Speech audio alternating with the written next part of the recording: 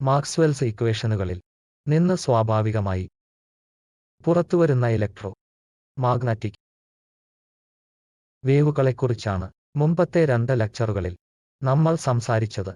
Particular ആയി നമ്മൾ focus ചെയ്യുന്നത് എക്സ് ദിശയിൽ പ്രോപ്പഗേറ്റ് ചെയ്യുന്ന വേവ് ആണ്. ഇതിനെ ഇങ്ങനെ എഴുതി: ഈ എക്സ് ടി ഇത് E 0 sine of k x minus omega t എന്നതിന് ഈക്വൽ ആണ്. കൂടാതെ ബി എക്സ് ടി എന്നത് B 0 sine of k x minus omega ടിക്ക് ഈക്വൽ ആണ്. നിങ്ങൾ ഇത് ജനറലൈസ് ചെയ്യുകയാണെങ്കിൽ യൂണിറ്റ് വെക്ടർ എന്നിന്റെ ദിശയിൽ പ്രോപ്പഗേറ്റ് ചെയ്യുന്ന ഒരു വേവിനായി എനിക്ക് പൊതുവായി എഴുതാൻ കഴിയും. എനിക്ക് E r vector t equal to E 0 sign അല്ലെങ്കിൽ കോസൈൻ അല്ലെങ്കിൽ മറ്റേതെങ്കിലും പേസ് എന്ന് എഴുതാൻ കഴിയും. അതിനാൽ ഇത് എനിക്ക് പൊതുവായിട്ട് k dot r minus omega ടിയും ബിയും ആയി എഴുതാം. കാരണം ആറിന്റെയും ടിയുടെയും ഒരു function B 0 sine of k dot r minus omega ടിക്ക് ഈക്വൽ ആണ്. എനിക്ക് കൂടുതൽ പൊതുവായിരിക്കണമെങ്കിൽ ഞാൻ ഒരു ഫേസുകൾ കൂടി ചേർക്കും. പ്രൊപ്പഗേഷൻ ദിശയിൽ ലാംഡക്ക് മുകളിൽ വെക്ടർ കെ 2 പൈക്ക് ഈക്വൽ ആയിരിക്കുന്നിടത്ത് കോസൈൻ അല്ലെങ്കിൽ മറ്റെന്തെങ്കിലും ആക്കാൻ കഴിയുന്ന ചില പേസ് ഫൈ മുമ്പത്തെ ലെക്ചറിൽ ഐ ദിശയിൽ പ്രോപ്പഗേറ്റ് ചെയ്യുന്നതിനായുള്ള വേവുകളെ നമ്മൾ കണ്ടു. ഐ ഡോട്ട് ഈ 0 എന്നത് 0 ഐ ഡോട്ട് ബി 0 ആയിരുന്നു. ഇത് 0 ആയിരുന്നു. അതേ രീതിയിൽ പൊതുവായി എനിക്ക് കെ ഡോട്ട് ഈ 0 ഈക്വൽ ആകാൻ പോകുന്നു. അതിനർത്ഥം ഇലക്ട്രിക് ഫീൽഡ് പ്രൊപ്പഗേഷന്റെ ദിശയിലേക്ക് പെർപെൻഡിക്കുലർ ആണ്. അതുപോലെ കെ ഡോട്ട് ബി 0 ആകാൻ പോകുന്നു. ഒപ്പം ഈ ക്രോസ് ബി പ്രൊപ്പഗേഷന്റെ ദിശയിലായിരിക്കും. ഈ പശ്ചാത്തലത്തിൽ നിങ്ങൾ വീണ്ടും ശ്രദ്ധ കേന്ദ്രീകരിക്കാൻ ആഗ്രഹിക്കുന്നത് ഈ സൈന് വേവുകളായ ഹാർമോണിക് പ്ലെയിൻ വേവുകളാണ്. അതിനാൽ പ്ലെയിന് വേവുകളും ഹാർമോണിക് അല്ലെങ്കിൽ മോണോക്രോമാറ്റിക് അല്ലെങ്കിൽ ഫ്രീക്വൻസി ഒമേഗ വേവുകളാൽ ചലിക്കുന്നതും ഈ വേവുകളുടെ എനർജി കോണ്ടന്റ് എന്താണെന്ന് കാണുക. ഈ വേവുകളിൽ അവ എത്ര എനർജി വഹിക്കുന്നു, എത്ര മൊമെന്റം ഫ്ലോ അല്ലെങ്കിൽ എത്ര മൊമെന്റം അടങ്ങിയിരിക്കുന്നു എന്നിവ ഓർക്കുക. ഇലക്ട്രോസ്റ്റാറ്റിക് ഫീൽഡിനായി ഞങ്ങൾ ഇതിനകം കാൽക്കുലേറ്റ് ചെയ്ത അളവാണിത്. ഒമേഗ വലുതായിരിക്കുമെന്ന കാര്യത്തിലും ഞങ്ങൾ ശ്രദ്ധ കേന്ദ്രീകരിക്കും. അതിനാൽ നമ്മൾ സംസാരിക്കുന്നത് 10⁻15 10⁻10 10⁻14 പോലെയുള്ള കാര്യങ്ങളാണ്. അതായത് ഒരു സെക്കൻഡിനുള്ളിൽ പല ഓസിലേഷനുകളും. നമ്മൾ പ്രകാശ വേവുകളെക്കുറിച്ചോ മൈക്രോവേവുകളെക്കുറിച്ചോ സംസാരിക്കുന്നു. അങ്ങനെയെങ്കിൽ അത് എനർജി വ്യതിയാനത്തെ അർത്ഥമാക്കുന്നില്ല. എന്നാൽ നമ്മൾ സംസാരിക്കുന്നത് സമയ ശരാശരി എനർജിയെ കുറിച്ചാണ്. ഇത് കൊണ്ട് നമ്മൾ അർത്ഥമാക്കുന്നത് ടൈം പീരീഡിൽ ഒന്ന് എടുക്കുകയും കാലക്രമേണ 0-യിൽ നിന്ന് ടി വരെ നമുക്ക് ലഭിക്കുന്ന ഏത് അളവും ഇന്റഗ്രേറ്റ് ചെയ്യുകയും ചെയ്യുക എന്നതാണ്. ഏത് അളവിലുള്ള എനർജി ഡെൻസിറ്റി അല്ലെങ്കിൽ എനർജി ഫ്ലോ അല്ലെങ്കിൽ മൊമെന്റം ഫ്ലോ. അതിനാൽ ഈ ഉയർന്ന ഫ്രീക്വൻസിയിൽ നമ്മൾ കാണുന്നത്, ഉദാഹരണത്തിന് ഞാൻ ഈ ലൈറ്റിൽ നോക്കുകയാണെങ്കിൽ ഇത് മാറുന്നതായി ഞാൻ കാണുന്നില്ല. ഞാൻ കാണുന്നത് കോൺസ്റ്റന്റ് ആയ ലൈറ്റ് ആണ്. കാരണം ഇത് സെക്കൻഡിൽ 10⁻15 തവണ വരെ വ്യത്യാസപ്പെടുന്നു. അതിനാൽ ആവറേജ് പ്രകാശം മാത്രമേ എന്റെ കണ്ണുകൾ കാണുന്നുള്ളൂ. എങ്ങനെയെങ്കിലും ആവറേജ് പുറത്ത് വരുന്നു. അതിനാൽ നമുക്ക് ഈ equal to 0 sin k dot r minus omega t കൂടാതെ b equal to b 0 sin of k of a dot r minus omega t. നിങ്ങൾക്ക് വേണമെങ്കിൽ നിങ്ങൾക്ക് ഫൈ ചേർക്കാം. യഥാർത്ഥത്തിൽ ഒരു വ്യത്യാസവുമില്ല. ഊർജം ആദ്യം നമുക്ക് കണക്കാക്കാം. ഊർജ ഉള്ളടക്കം ഇലക്ട്രിക് ഫീൽഡിലെ എനർജി ഒരു പകുതി എപ്സിലോണ് 0 ആണെന്ന് ഓർക്കുക. അതിനാൽ ഈ സാഹചര്യത്തിൽ ഇത് ഒരു പകുതി എപ്സിലോണ് 0 ഈ 0 ആയി മാറും. അതാണ് amplitude square sine square k dot r minus omega t. ഇത് വളരെ വേഗത്തിൽ സമയം മാറിക്കൊണ്ടിരിക്കുന്നുവെന്ന് ഞാൻ പറഞ്ഞതായി ഓർക്കുക. അതിനാൽ ഞാൻ ആവറേജ് എനർജിയെക്കുറിച്ചാണ് സംസാരിക്കുന്നത്. ആവറേജ് എനർജി ഒരു പകുതി എപ്സിലോൺ ഈ zero square 0 to t 1 over t sin square k dot r ആകാൻ പോകുന്നു. ഇത് ഒരു നൽകിയിട്ടുള്ള പോയിന്റിൽ ആർ എന്നാൽ fix minus omega d d ഇട്ടിയാണ്.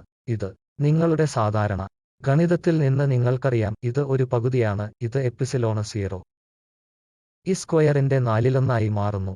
Magnetic ഫീൽഡിലെ എനർജി എന്താണെന്ന് നമുക്ക് ഇപ്പോൾ കാൽക്കുലേറ്റ് ചെയ്യാം. നിങ്ങൾ ഓർക്കുന്ന magnetic field energy 1 over 2 mu 0 B square വഹിക്കുന്നു. ഇത് 1 over 2 mu 0 B 0 square sine square k dot r minus omega t ആകാൻ പോകുന്നു. സമയം ആവറേജ്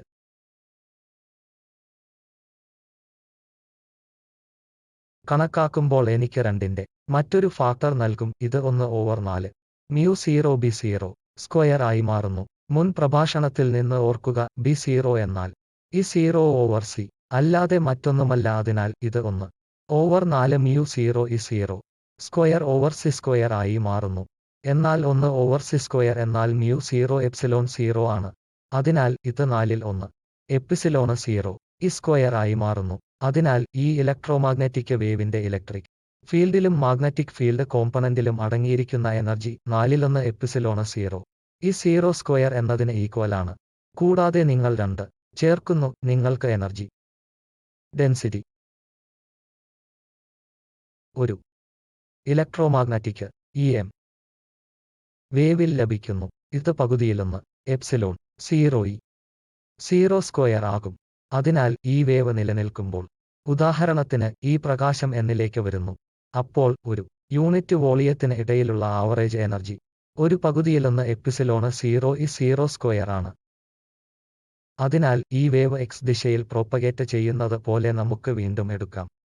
ചെറിയ വോളിയം ഡി വീക്ക് യൂണിറ്റ് വോളിയത്തിന്റെ ഒരു ചെറിയ ബോക്സ് ഇവിടെ എടുക്കുകയാണെങ്കിൽ, ഇതിൽ അടങ്ങിയിരിക്കുന്ന എനർജി ഒരു പകുതിയിലൊന്ന് എപ്സിലോൺ 0 ഈ 0 സ്ക്വയർ dv ആയിരിക്കും. എനർജി ഫ്ലോയെക്കുറിച്ച് എന്ത് പറയുന്നു?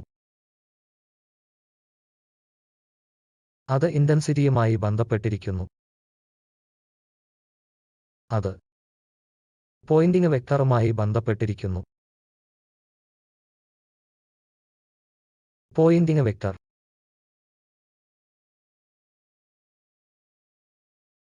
ഒന്ന് ഓവർ മ്യൂ 0 ഈ ക്രോസ് ബി ആയിട്ടാണ് നൽകിയിട്ടുള്ളത്. നമ്മൾ നേരത്തെ കണ്ടു, ഈ ക്രോസ് ബി എന്നാൽ പ്രോപ്പഗേഷന്റെ ദിശയിലാണ്.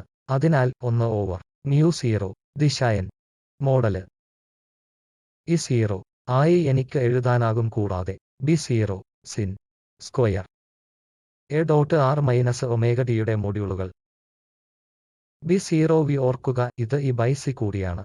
അതിനാൽ പ്രോപ്പഗേഷന്റെ ദിശയിൽ ഇത് 1 ഓവർ മ്യൂ 0 ആയി എനിക്ക് എഴുതാനാകും. ഈ 0 square over c sine square k dot r minus omega D.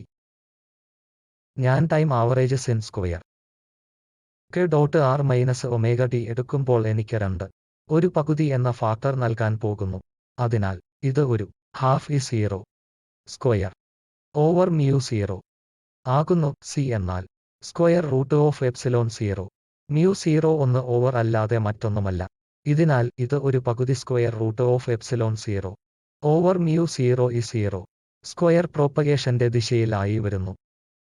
അതായത് ഏതെങ്കിലും ദിശയിലേക്ക് പോകുന്ന ഒരു ഇലക്ട്രോമാഗ്നറ്റിക് പ്ലെയിന് ഇലക്ട്രോമാഗ്നറ്റിക് വേവ് ഉണ്ടെങ്കിൽ, ഒരേ ദിശയിൽ ഓരോ യൂണിറ്റ് ഏരിയയിലും യൂണിറ്റ് സമയത്തും എനർജി പ്രവഹിക്കുന്നു. ഇത് ഒരു പകുതി square root of epsilon 0 over mu 0 E 0 square ആണ്.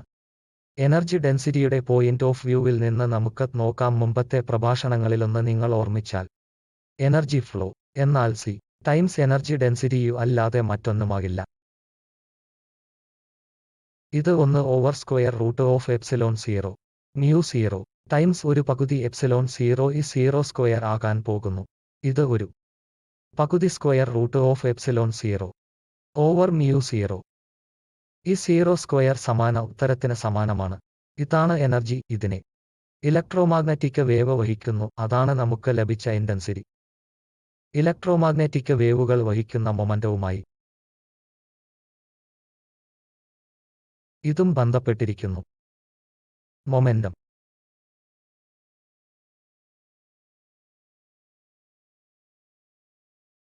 S/c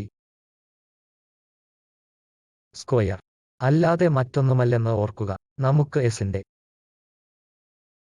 മൊഡ്യൂൾസ് പരിശോധിക്കാം. ഇത് എനർജി mL²T-2 ഓരോ യൂണിറ്റ് ഏരിയയിലും യൂണിറ്റ് ടൈമിലും എന്നല്ലാതെ മറ്റൊന്നുമല്ല. ഇത് അപ്പോൾ മൊമെന്റം ഡെൻസിറ്റിക്ക് ഈക്വൽ